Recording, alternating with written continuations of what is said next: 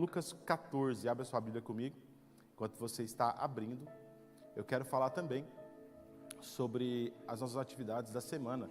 Quinta nós temos o nosso culto da vitória, a nossa Quinta da Esperança. Eu quero te convidar a participar também. Você que é jovem, sexta, nós temos o nosso encontro do UNE, a partir das 10h30, 10h15, 10h30, 10h30. Venha participar do UNE. Você que é jovem, você que conhece alguém, algum jovem que chegou na cidade e está meio deslocado, convide-o.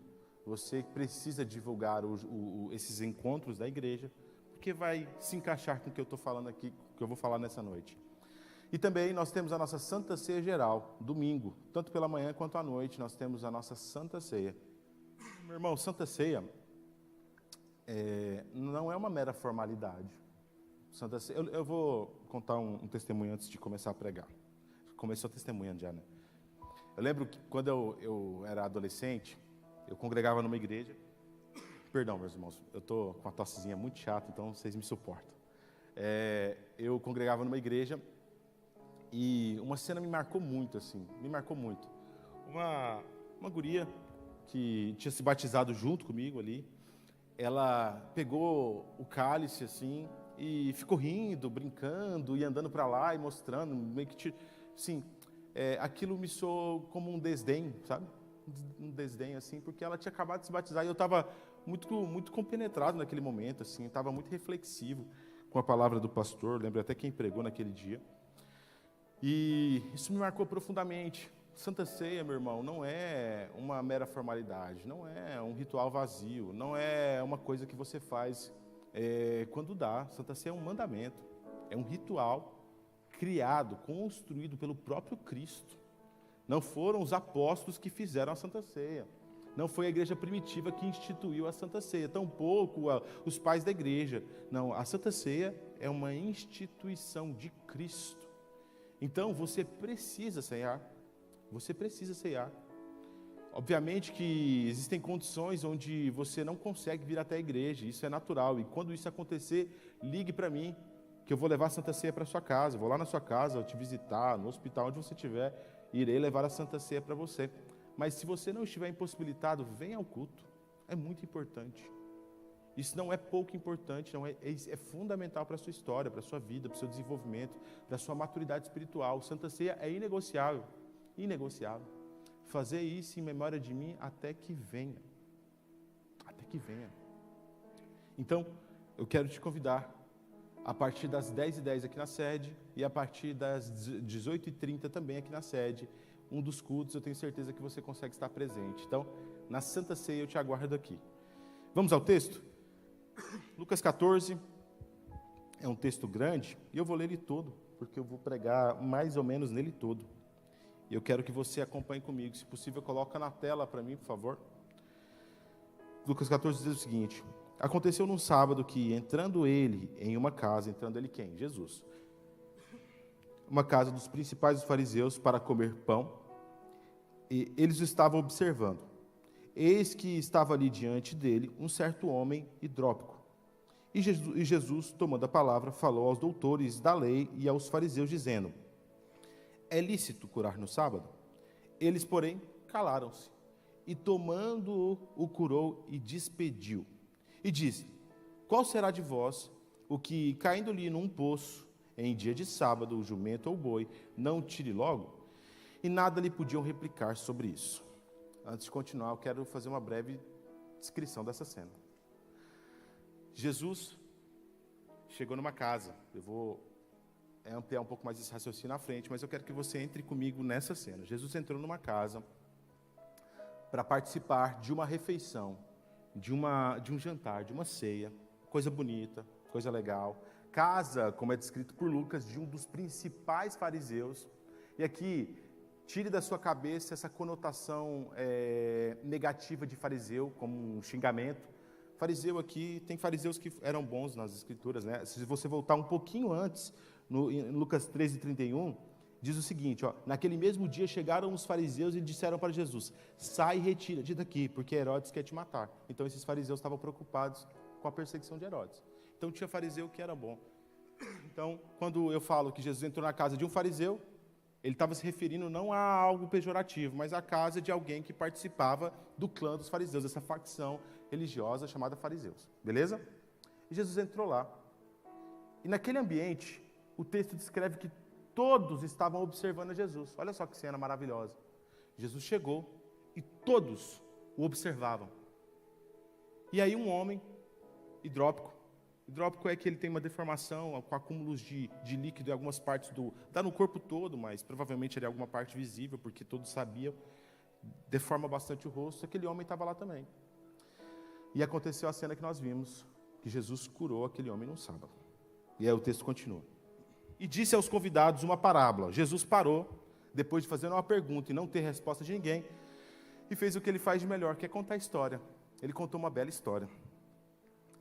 Reparando como escolhiam os primeiros assentos, disse-lhes: quando por alguém fores convidado às bodas, não te assentes nos primeiros lugares, para que não aconteça que esteja convidado outro mais digno que tu, e vindo que te convidou a ti e a ele, e te diga: dá o lugar a este, e então, com vergonha, tenhas que tomar o derradeiro lugar. Mas quando fores convidado, vai, assenta-te no derradeiro lugar, para que quando vier o que te convidou te diga: amigo, assenta-te mais para cima. Então terás honra diante dos que estiverem contigo à mesa. Porquanto, qualquer que a si mesmo se exaltar, será humilhado, e aquele que a si mesmo se humilhar, será exaltado. E dizia também ao que tinha convidado. Primeiro Jesus falou para quem foi convidado. E agora Jesus direcionou a palavra para o anfitrião. Quando deres um jantar ou uma ceia, não chames os teus amigos, nem os teus irmãos, nem os teus parentes, nem vizinhos ricos, para que não suceda que também eles te tornem a convidar e te seja isso recompensado. Mas quando fizeres convite, chama os pobres, aleijados, mancos e cegos, e serás bem-aventurado, porque ele não tem com que te recompensar, mas te recompensado serás na ressurreição dos justos. E ouvindo isso, um dos que estavam com ele à mesa disse-lhes: bem-aventurado que comer o pão do reino de Deus. Porém ele disse: um certo homem fez uma grande ceia e convidou a muitos. E à hora da ceia, mandou o seu servo dizer aos convidados: vinde, que já está tudo preparado. E todos à mesa começaram a escusar-se. Disse-lhe o primeiro: comprei um campo, precisei ir logo, rogo-te para que me hajas por escusado. E o outro disse: comprei 5 juntas de boi, e vou experimentá-los, rogo-te que me hajas por escusado. E outro disse: casei, e portanto não posso ir. E voltando aquele servo, anunciou essas coisas ao seu senhor. Então o pai de família, indignado, disse ao seu servo: sai depressa pelas ruas e bairros da cidade, e traz aqui os pobres, os aleijados, os mancos e os cegos. E disse o servo: Senhor, feito esta como mandastes, e ainda há lugar. E disse o Senhor ao servo: sai pelo caminho e atalho, e força-os a entrar, para que a minha casa se encha. Porque eu vos digo que nenhum daqueles varões que foram convidados provará da minha ceia. Ora, ia com ele grande multidão. Voltando-se, lhe disse: ele quem? Ainda estamos falando de Jesus. E Jesus disse o seguinte: se alguém vier a mim, e não aborrecer o seu pai, e mãe, e mulher, e filhos, e irmãos, e irmãs, ainda também a sua própria vida, não pode ser meu discípulo. E qualquer que não levar a sua cruz, e não vier após mim, não pode ser o meu discípulo. Pois qual de vós, querendo edificar uma torre, não se assenta primeiro a fazer contas e gastos, para ver se tem com o que acabar? Para que não aconteça que depois de haver posto o alicerce, e não a podendo acabar, todos os virem e comecem a escarnecer dele, dizendo: esse homem começou a edificar e não pôde acabar. Ou qual é o rei que, indo à guerra a pelejar contra outro rei, não se assenta primeiro a tomar conselhos sobre se com 10.000 pode sair ao encontro dele, ou se com 20.000? De outra maneira, estando o outro ainda longe, manda embaixadores e pede condições de paz. Assim, pois, qualquer de vós que não renuncia a tudo quanto tem, não pode ser meu discípulo. Bom é o sal, mas se ele degenerar, com que se adubará? Nem presta para a terra, nem para monturo, lança-o fora. Quem tem ouvidos, ouça ao Senhor. Feche seus olhos. Pai, nós somos gratos a Ti pela Tua palavra. Te pedimos, Senhor, mediante a Tua inspiração, que o Teu Espírito nos toque, transforme a nossa vida e nos conduza segundo o Teu querer, Pai. No nome de Jesus. Queridos, esse é um dos textos mais difíceis de ler, assim. É um texto que nos leva a uma reflexão muito profunda sobre a seriedade do que é ser cristão. É um texto que nos deixa de forma explícita os parâmetros aos quais Cristo espera dos seus discípulos. Não é um texto que abre a observações, abre a atalhos. Tampouco é um texto que demanda muito conhecimento do original para interpretar ele. É um texto muito claro, muito fácil de interpretar. Porque Jesus, de forma direta, nos dá as direções, os quereres e os parâmetros para nos definir como seu discípulo. E aqui é muito importante nós observarmos que é o próprio Cristo falando. Não é ninguém fora do contexto, não é ninguém que veio depois, é o próprio Messias definindo aquilo que é um discípulo dele. E por que eu estou falando de discípulo, sendo que o tema é a AD Blue mais missional? É porque a gente entende muito errado o conceito de missão, né? Talvez você não esteja habituado com o tema missional, mas que abrange essa perspectiva mais completa do que é fazer missão. Nós somos profissionais em terceirizar a nossa responsabilidade. O ser humano, ele é muito bom nisso. Ele é campeão em terceirizar ao outro a responsabilidade que lhe cabe. Quem tem irmão mais novo aqui, ou irmão mais velho, sabe do que eu estou falando. Acontecia qualquer coisa, já virava e falava, é meu irmão que fez, não foi eu. Não precisava nem apertar, não precisa nem... já chegava entregando. Porque nós adoramos terceirizar a responsabilidade, porque responsabilidade gera desconforto. Responsabilidade gera no nosso inconsciente incômodo. Por quê? Porque eu passei a ser responsável por aquilo. Eu lembro nitidamente do primeiro contato que eu tive com o Uri, o meu filho de 4 anos. Eu lembro assim, como se fosse agora. Como aquilo mudou a minha cabeça. Como aquilo virou a minha cabeça do avesso. Porque eu olhei, até então, a minha vida girava em torno de mim e da minha esposa. Minha esposa, uma mulher de maior, que também, se eu faltasse, ela seguiria a vida dela, tranquilamente. Mas quando eu vi o Uri, eu lembro que a primeira oração que eu fiz para Deus foi, Deus, não me deixa morrer, porque eu preciso cuidar desse menino. Eu sou responsável por ele. Ele não consegue nem... Eu peguei ele, o médico, que ainda é o médico dele, o Dr. Edson, chegou e vai lá, vai limpar teu filho. Ele largou eu, com aquele menino assim, olhando para ele e pensando, cara, é meu filho. E eu lembro que eu não tirei o olho dele, porque um dia antes de ter o parto, eu não sei porque fui ver uma reportagem sobre trocas de bebê e maternidade. E eu fiquei numa tensão absurda, decorei, fiz ali um vestígio, tirei uma foto, falei, meu filho ninguém troca, esse aqui está decorado, está carimbado. E quase que eu fiz uma marca no menino, vou tatuar o menino aqui, Alexandre, é meu. Eu fiquei naquela maternidade assim, meio extasiado, assim, meu Deus, é meu filho. E eu orando para Deus, falei, Deus, eu não posso morrer, Deus. Se o Senhor estava pretendendo me matar por agora, olha, segura um pouco aí, porque eu preciso cuidar dessa criança. Meu filho não pode ficar órfão. Como é difícil a vida, assim, é complicado, eu preciso estar presente. Eu preciso ganhar dinheiro para esse menino ter o que comer, porque eu sou responsável por ele. E eu entendi de uma forma como eu nunca tinha compreendido o que é responsabilidade. Porque até então eu não tinha problema nenhum em terceirizar as responsabilidades da minha vida. Eu não tinha problema nenhum de jogar para o outro, de jogar para alguém, de ir lá, puxar, vir. Não é fulano, é cicrano, é beltrano. Porque nós somos muito hábeis para terceirizar a responsabilidade. Mas o Evangelho, ele exige de nós uma consciência cristalina, que eu sou responsável. Existe sobre os meus ombros, sobre os seus ombros, uma responsabilidade, que não é opcional. que ela não é tão pouco factual. Você precisa cumprir essa responsabilidade. Porque se você não participa dessa responsabilidade, você automaticamente deixa de ser discípulo de Cristo. E ser missional faz parte, a consciência do que é ser uma igreja mais missional faz parte dessa consciência desperta do que eu sou responsável. Eu falo constantemente nas reuniões de pastores que o meu objetivo é acabar com o departamento de discipulado. Acabar.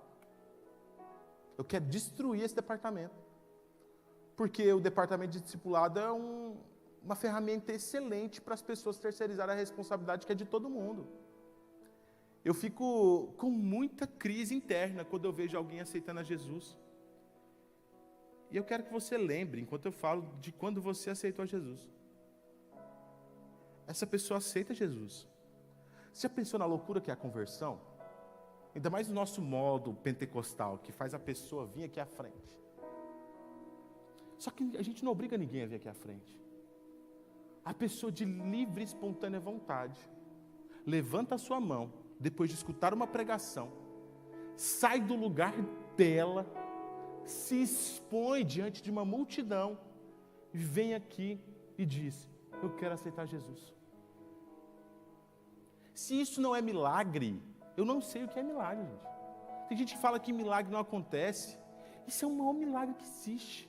É o maior contrassenso no nosso tempo, na nossa geração, onde as pessoas tentam se blindar e se proteger, se expor o mínimo possível pessoalmente, e a conversão é uma loucura, é o maior milagre que existe. Aí a pessoa vem, rompe com isso, aceita Jesus, retorna ao seu lugar, e o irmão que é crente, que está do lado dela, não dá um mero abraço nessa pessoa. Não acolhe essa pessoa.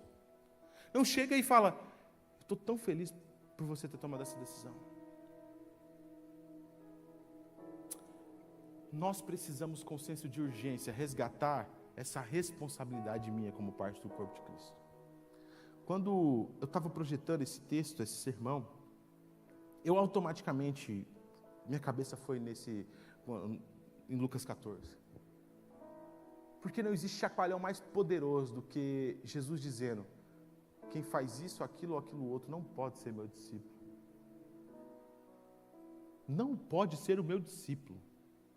Não é que é um discípulo deficiente, ou um discípulo menor, ou um discípulo em aprendizado. Não é. Não pode ser meu discípulo. Ele não é o meu discípulo, quem não cumpre com o que eu estou falando.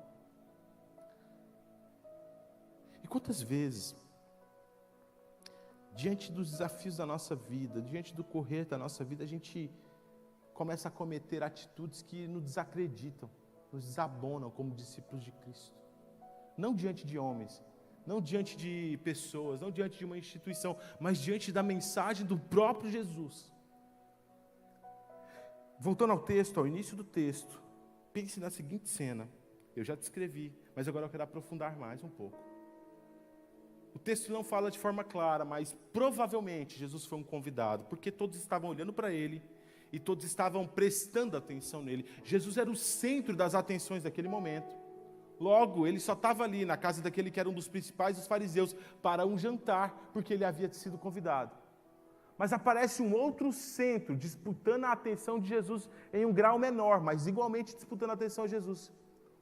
Um homem com uma deficiência. Um homem que a sua deficiência não era só um problema para si, mas gerava um desconforto estético. Em um ambiente de gala, onde todos estavam bem trajados, vestidos, preparados para escutar uma reflexão profunda de Cristo, escutar cada um esboçando o seu pensamento melhor, cada um querendo aparecer mais que o outro, sentados à mesa, aparece um homem que contradiz todo o ambiente, um homem que chocava aquela estética hipócrita do ambiente. Jesus olhou e em nenhum momento, enquanto era observado, deu atenção inicial para quem o observava. Mas a sua atenção completa e total voltou para o ponto mais constrangedor daquela casa, que era aquele homem deficiente. que provavelmente não foi o convidado, porque depois da cura, Jesus mandou ele embora, ele seguiu sua vida. Provavelmente ele devia estar passando ali. Era um agente externo, um agente indesejado. E a primeira lição que nós temos de Cristo nesse texto é que o Evangelho é muito maior do que as minhas rotinas. O Evangelho é muito maior do que os meus planos. O Evangelho é muito maior do que a minha obrigação. Quantas vezes eu negligencio os homens que necessitam, que passam diante de mim, porque eu sou o centro das atenções de um jantar. Mano, eu não posso te dar uma atenção aqui agora. Me espera, eu vou jantar, vou comer, depois você me conta que eu te curo. Fica lá fora, porque o pessoal vai se incomodar contigo. Depois eu vou lá no canto, eu vou a gente trocar uma ideia. Você vai atrapalhar a minha rotina. Quantas vezes você estava na fila do mercado, passando as suas compras, com a sua cabeça cheia? Eu tenho que chegar em casa, eu tenho que fazer isso, tenho que fazer aquilo outro, tenho que cumprir aquilo, tenho que fazer aquilo outro. E diante de você está lá, alguém igual aquele homem, para receber uma palavra de Deus. Madura para receber a semente do Evangelho, com a terra do seu coração arada, para receber só um, tudo bem com você? Como é que você está?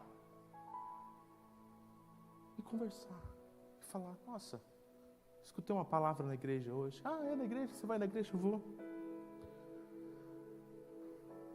Isso, eu não estou te acusando não, tá? Eu sou parte desse comportamento também. Eu faço isso direto. Quantas vezes eu entro no meu carro e eu tropeço, caio em mim e falo, nossa, eu nem falei de Jesus para aquela mulher. Gente, não é uma exposição teológica, doutrinária, sobre a soteriologia. É só falar de Jesus. Quantas vezes as nossas rotinas fazem com que nós nos preocupemos muito mais com quem é convidado a estar na nossa presença, quem esteticamente nos traz esse conforto, do que com aquelas pessoas que nos trazem incômodo. Não vou falar de Jesus não, porque vai dar muito trabalho. E se essa pessoa ficar endemoniada aqui, vai demorar para expulsar, e eu tenho que voltar para casa, porque eu tenho que colocar o feijão de molho. E se não colocar o feijão de molho, não vai dar para eu cozinhar amanhã de manhã esse feijão. Então, se ela fica endemoniada aqui, eu vou gastar muito tempo com ela. Então, deixa ela quietinha aí. Outro expulsa. O ministério todo de Jesus girou em torno a dessa quebra de protocolo. Dessa quebra de paradigmas. Desse desligamento, desse desprendimento às rotinas humanas. Jesus olhou para aquele rejeitado e não viu um homem doente. Ele não viu um homem que era um incômodo. Ele olhou para aquele homem e disse, esse é um filho de Deus. É por causa desse cara que eu vou morrer na cruz. Parou tudo. E o pior de tudo, tá? Não era só uma quebra da sua rotina, mas era uma atitude que gerou desconforto e muito problema para Jesus. Porque Lucas faz questão de enfatizar o dia. Por exemplo, num sábado, ele chega e diz, aconteceu num sábado. Uma breve introdução sobre isso, tecnicamente, de uma leitura ruim da guarda do sábado, se era proibido fazer as atividades comuns, que era o dia do descanso. E alguns judeus, sobretudo os mais radicais, eles levavam isso muito a sério. E eles não faziam nada. Você tem, por exemplo, grupos ortodoxos de judeus hoje que nem usa elevador durante o sábado porque a energia é um consumo. Então ele não pode nem usar elevador, não pode ligar a luz. Ele passa o sábado todo sem mexer com nada, fica em casa, tranquilo, refletindo e tal. E Jesus chega e está pouco se importando se as pessoas iam apedrejá-la, se as pessoas iam se incomodar com ela, se as pessoas iam buscar e começar a inquiri-la sobre o que ela estava fazendo. Jesus estava pouco se importando, não só com a quebra da sua rotina, mas ele estava pouco se importando com a opinião das pessoas ao seu redor, das pessoas mais importantes. E ele vai lá e faz questão de curar aquele homem e diz: quem de vocês, que tendo um boi ou um jumento que caiu num buraco, não vai lá correndo tirar ele num sábado? Todos vocês. Isso é tão profundo, meu irmão. Nossa, como Jesus acerta na veia aqui. Quantas vezes a gente deixa de fazer o que Deus nos pede, porque eu estou cansado? Aqui, boi, jumento, Jesus está falando de ganho monetário, Jesus está falando de dinheiro. Era o recurso da época, é como se Jesus estivesse falando de carro de uma empresa.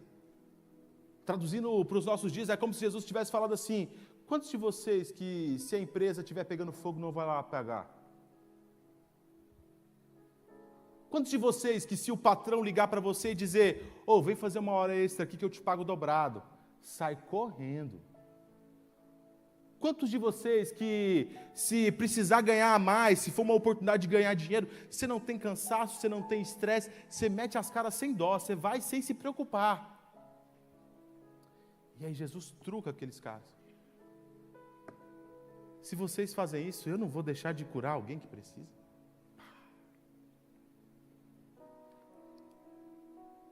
Já viu quantas desculpas que nós temos para não fazer a vontade de Deus? Você já viu a lerdeza que nós temos, como, por exemplo, congregar, o evangelizar? Mas a ligeireza que nós temos para ganhar dinheiro? Vira à noite, se precisar, para ganhar um pouquinho mais. Mas não gasta 10 minutos ouvindo alguém com uma audição sincera. Se o patrão chegar e falar assim: eu te pago mais, vem cá, vamos lá, vai. Mas se precisar fazer uma ação evangelística na cidade: pastorzão, foi mal, pastorzão, mas eu estou meio cansado, não dá para mim e tal. Hoje não. O evangelho exige de nós sinceridade, responsabilidade e, acima de tudo, consciência do quão miserável eu sou. Jesus estava diante daqueles homens dando uma maior lição para eles, dizendo: vocês precisam entender que o problema não é o homem doente, o problema não é a sua estética ruim, o problema não é o nosso jantar aqui, o problema é vocês acharem que tudo isso é mais importante do que a vontade de Deus. Tudo isso é mais importante do que salvar uma vida. Tudo isso é mais importante do que ganhar uma alma. Você está muito mais ligeiro para ganhar dinheiro do que para ganhar uma alma.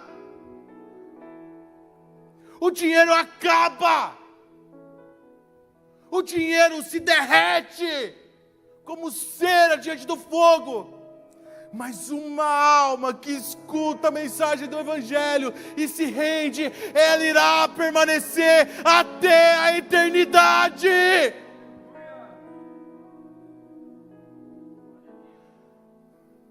Jesus, ele chega para nós e escancara a nossa hipocrisia.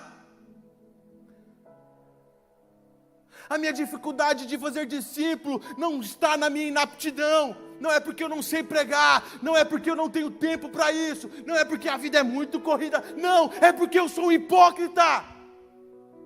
É porque eu amo muito mais as coisas deste mundo do que as pessoas que sofrem. É porque eu me acho muito mais limpo, muito mais elevado, muito mais privilegiado do que aquela pobre mulher que está lá sofrendo sem a mensagem da cruz. Do que aquele mendigo jogado na rua, é só mais um coitado, não quer nada com nada. E eu saio todo elevado. Não tenho o que eu tenho. Não é crente como eu sou crente. Como eu sou crente. Glória a Deus. O que falta para nós, antes de todas as coisas, é saber que eu sou pobre, que eu sou miserável, que apesar de conhecer a Cristo, eu sou um pecador, que se não for Jesus Cristo, mesmo tendo 1 zilhão de Bíblia na minha casa, eu continuo sendo um miserável, e que o inferno não é um lugar, é uma condição de condenação de Deus, porque Deus é mau, não. O inferno é um lugar ao qual eu sou digno de ir para lá, eu sou merecedor de ir para o inferno.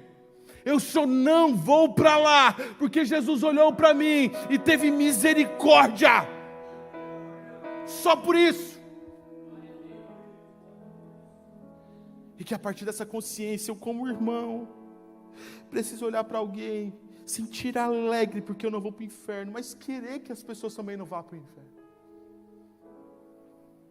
É isso que Jesus chega e continua dizendo para aqueles homens: vocês estão preocupados em sentar na frente, vocês estão disputando lugares, vocês querem sentar e começar a debater profundidades teológicas. Vocês nem imaginam que se o dono da festa chegar, talvez você nem entre na festa. Se o dono da festa chegar, e o dono da festa conhece a profundidade do seu coração, ele talvez não deixe você nem entrar para o banquete. Então senta pianinho no fundo, fica na moral lá no cantinho, espera o dono da festa te chamar para frente. É muito mais honroso. Não fica andando achando que você é muito bom, não.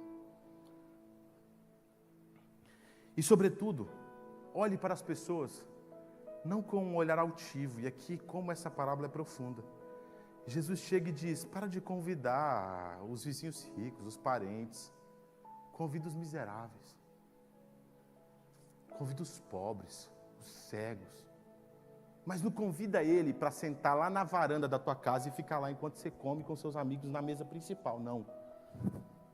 Convida eles para sentar na sua mesa, comer da mesma comida que você.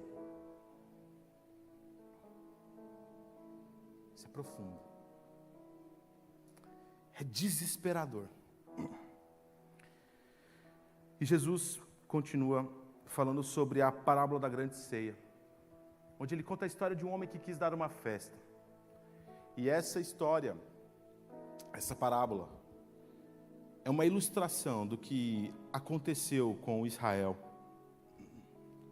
Israel foi uma nação escolhida por Deus. Um povo que foi escolhido não porque era bom, um povo que era o menor dos povos, o menos hábil dos povos. Enquanto os hebreus eram escravos, o império egípcio já era um grande império. A Suméria já era uma sumidade, já sabia de conceitos astronômicos, tinha uma matemática bem definida, tinha desenvolvido o idioma. É uma loucura. Povos muito além, que poderiam, através das suas tecnologias de desenvolvimento, alcançar muito mais nações com a pregação da mensagem, da redenção, da libertação. Mas Deus foi lá escolher um povo escravo. E aqui já cabe uma mensagem para nós. Escolheu porque o povo era ruim. Escolheu o povo porque ele era ninguém. Porque Deus não precisa da gente. A principal coisa que você precisa entender, meu irmão, é que Deus não precisa de você e de mim. Ele não precisa. Se Deus não receber um aleluia de mim a partir de hoje, Ele vai continuar sendo Deus, certo? E quando eu morrer, o que vai acontecer? Deus vai continuar sendo Deus.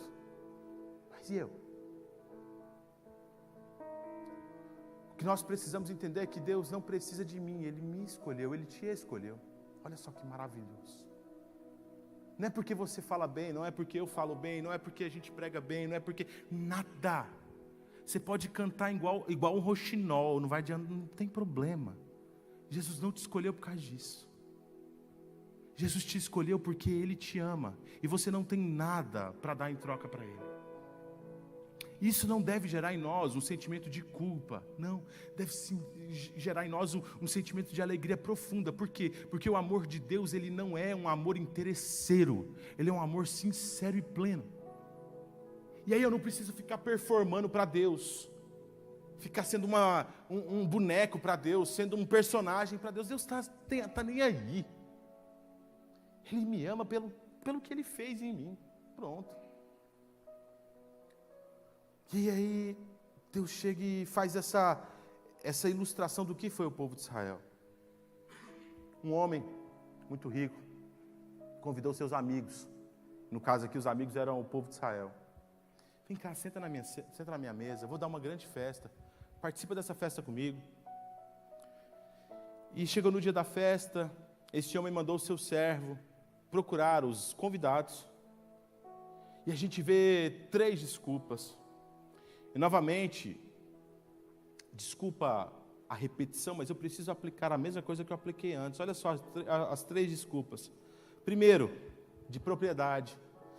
Ô, meu amigão, meu faixa, me desculpa, mas eu comprei um campo. Eu fiz uma compra muito boa, fiz um leilão, dei um lance excelente. Eu preciso cuidar desse campo meu, não vai dar para eu ir na festa sua. Fica para a próxima, me desculpa. Depois ele procurou outro. E esse outro respondeu, fala para o nosso amigo lá que eu comprei umas juntas de boi, uns boizinhos Nelore, daqueles do cupim preto, bonito, um negócio da China. Eu preciso cuidar desses bois, eu preciso deixar eles prontos. Depois procurou outro e falou assim, rapaz, eu casei ontem, não dá para eu ir na festa. Na próxima eu vou. É engraçado como todas essas desculpas, nenhuma delas era ilícita. Nenhuma desculpa era uma desculpa ilícita, era imoral, era pecaminosa. Não é pecado comprar um terreno. Não é pecado comprar uma junta de boi.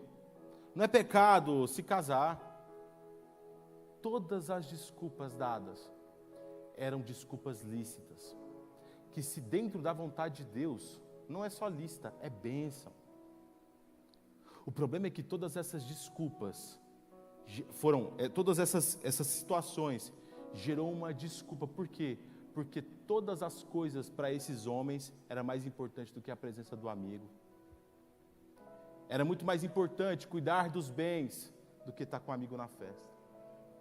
Era muito mais importante treinar as juntas de boi, para os bois estarem melhores e produzirem mais, conseguir arar melhor a terra, do que estar com o meu amigo um dia. Era muito melhor eu me cuidar ali, estar nas minhas bodas de casamento, na lua de mel do casamento, do que estar com o meu amigo. Muito melhor. Tem gente que se preocupa muito com pecados escandalosos. Uma traição, um roubo, uma prisão. Pum, manchete de jornal, sai até série na Netflix. Mas e aqueles ídolos que nós construímos, que nos tira do centro da vontade de Deus?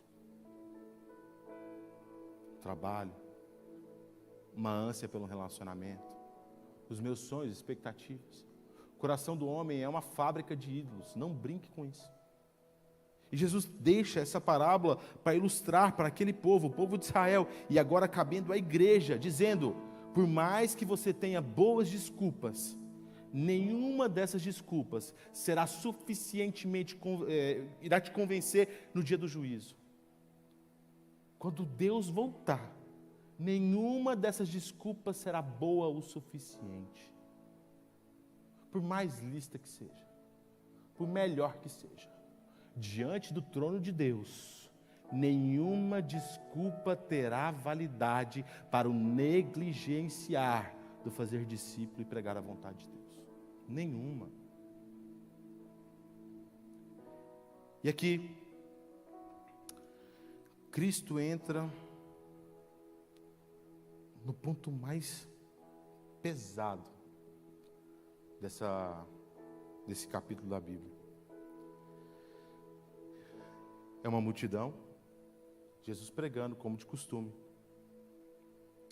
E ele já começa dando um jab de direita, dizendo, se alguém vier a mim e não aborrecerá o seu pai, e mãe, e mulher, e filhos, irmãos e irmãs, e aí Jesus joga lá no último grau, e ainda também a sua própria vida, não pode ser meu discípulo.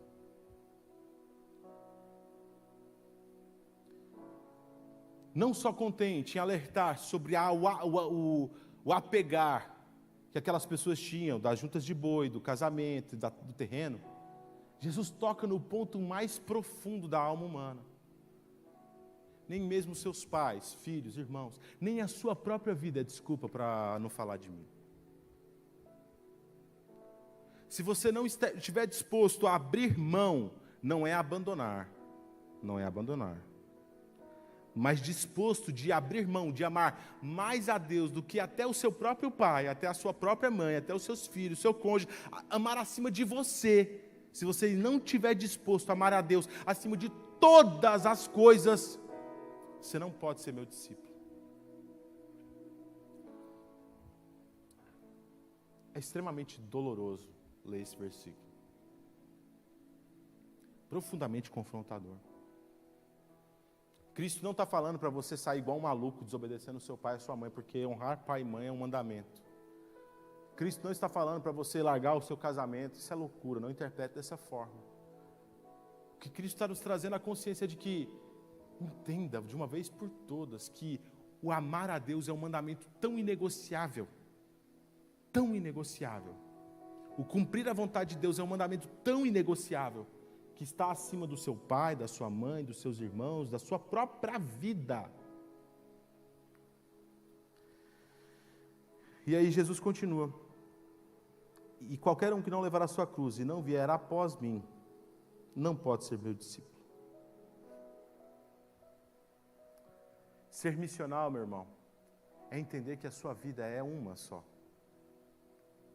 Ser missional é compreender na totalidade de que você, se você quer de fato ser discípulo de Jesus, você precisa cumprir os requisitos que lhe credencia como discípulo de Jesus. Que é amar a Deus acima de todas as coisas. Que é cuidar do seu próximo, amá-lo como você se ama. E que é ir e fazer discípulo de todas as nações. Às vezes eu vejo jovens falando: eu quero ir para a África, eu quero ir para não sei o que. Que vá, amém. Vá mesmo. Pregue em todas as nações. Mas não consegue falar de Jesus para o vizinho. Às vezes eu vejo irmãos que olham e falam assim: nossa, pastor, eu queria tanto pregar bem. Para quê? O que eu estou fazendo aqui? O que você faz? Quando você vai na farmácia, é a mesma coisa, é pregar a Jesus. Isso é chamado tanto quanto. Meus irmãos, amar a Jesus não é uma opção. E amar a Jesus não é um sentimento. Amar a Jesus é um estilo de vida, onde nós fazemos discípulos para Ele. Onde nós nos envolvemos com a dor das pessoas. Onde nós entendemos que nós não estamos produzindo um séquito de pessoas ao meu redor para fazer e me beneficiar. Pelo contrário, eu estou agregando pessoas próximo a mim, para que eu, se for necessário, irei me desgastar até a morte, para que eles possam chegar até Jesus. Isso é fazer discípulo. Fazer discípulo é você, de fato, olhar para o seu ambiente ao redor, para aquilo que está mais à cerca, mais próximo, e ver o que eu posso ser sal nesse lugar. O que eu posso fazer para que venha resplandecer a glória do Senhor neste lugar. Chega, meu irmão. Chega. Não podemos viver uma vida rasa. Não podemos mais ficar acumulando desculpas para não cumprir a vontade de Deus. Não podemos. Chega. Chega de olhar para a sua casa, para os seus sonhos e colocá-los à frente da vontade de Deus. Chega de olhar para isso e falar assim: Deus, não dá para eu cuidar de alguém porque eu me casei, eu comprei juntas de boi, eu estou construindo um terreno. Não, chega. Olha só, e aqui eu caminho para encerrar. O que Tiago fala no capítulo 1, no último verso do capítulo 1, que eu me esqueci o número do verso, mas que é o último, isso eu me lembro. A religião pura e imaculada para com Deus, olha só, olha que definição forte, um aforisma muito forte, muito bem definido. Ele diz: a religião pura e imaculada, sem defeito, para com Deus, o Pai, é essa. 2 pontos. Olha só. Visitar os órfãos e as viúvas nas suas tribulações e guardar-se da corrupção do mundo. Essa é a definição de fé. Essa é a definição de religar. Essa é a definição. Aqui, perceba, não estou falando de assistencialismo. Eu não estou falando de assistência social, uma assistência social. Tem pessoas que são ricas financeiramente, mas são pobres espiritualmente. Pessoas que são no seu corpo, sem nenhuma questão de deficiência, mas com a sua alma completamente debilitada. É cuidar daquelas pessoas que sofrem. E eu encerro com o versículo acima, verso 26, onde Tiago disse: se alguém entre vós cuida ser religioso e não refria a sua língua, antes engana o seu coração, e a sua religião é vã. Não adianta, querido, você falar, você dizer, você cantar, você rodopiar, você fazer tudo o que tem que fazer. Ostentar uma vida de cristianismo, colocar versículo bíblico todo dia. Se você não materializa isso no seu dia a dia, desculpa, a sua religião é vazia. Nessa noite, o Espírito de Deus está nos chamando a um desnudar da alma. Nessa noite, o Espírito de Deus está nos chamando a uma responsabilidade inegociável de ter maturidade e entender o que é ser cristão. Nessa noite, o Espírito Santo está nos colocando diante dele e dizendo: para de se enganar, me ame de todo o seu coração, ame ao próximo verdadeiramente. Não fique dando desculpas para não falar de Jesus, não convidar as pessoas, não ser luz aonde você está. Para de desculpa. Pelo menos entenda, assuma a sua deficiência, a sua dificuldade. A religião pura é cuidar de quem precisa, é ser luz para quem precisa. Eu quero que você fique de pé. Enquanto eu oro, eu quero que você peça ao Senhor. Eu quero que você peça ao Senhor oportunidades para ser um discípulo verdadeiro a partir de amanhã. Eu quero que você peça para que o Senhor te ilumine e te mostre onde você pode ser um discípulo genuíno. Em quais momentos do seu dia você de fato pode expressar e materializar esse discipulado real, essa evangelização sincera. E eu irei orar para que o Senhor coloque no seu caminho pessoas para te incomodar. Que Deus coloque no seu caminho pessoas que precisam escutar a mensagem do Evangelho. Assim como foi no ministério de Jesus, onde ele andava e os problemáticos tudo pulavam no meio da rua, assim, atrás de Jesus, endemoniado, aquela coisa. Eu vou orar pelo poder do Senhor Jesus, pelo poder do Espírito Santo, como pastor dessa igreja, eu vou orar para que o Senhor comece a te dar incomodação. Mas é uma incomodação boa. É uma incomodação que gera cura, gera transformação, gera salvação. Amém? Amém? Feche seus olhos, Pai. Eu clamo, Senhor, a Ti. Venha sobre a vida dos meus irmãos, Jesus. Na parábola que o Senhor contou, Cristo, nenhuma das desculpas eram ilícitas. E de igual modo, muitos dos sonhos dos meus irmãos são sonhos genuínos e ilícitos ao Senhor. Mas eu te peço, Jesus, não permita que esses sonhos venham ser maiores do que a Tua vontade sobre a vida deles. Não permita, Senhor, que eles venham fazer desses sonhos ídolos para tirar eles da vontade de Ti, Jesus. Senhor, eu oro por incomodação. Pai, coloca pessoas que precisam de cura no caminho dos Teus filhos. Coloque endemoniados para serem libertos no caminho dos Teus filhos.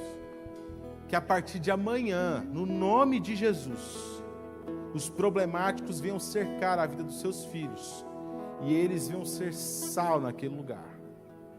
Se eles não forem sal, que eles venham apanhar, mas de alguma forma eles venham a assumir a responsabilidade de ser discípulo genuíno. Espírito Santo, eu clamo a Ti, Jesus. Coloque no mercado, na farmácia, no trabalho, corações arados e sedentos pelo Evangelho. Coloca pessoas que estão para desistir do seu casamento. Coloca mulheres que estão dispostas a dar um fim na vida delas. Coloca homens que estão presos na bebida e nas cadeias de Satanás. Coloque no caminho delas, no nome de Jesus. Eu te peço, Espírito Santo. Mas de igual modo, capacite cada um dos meus irmãos para que eles possam ser resposta no meio da dificuldade.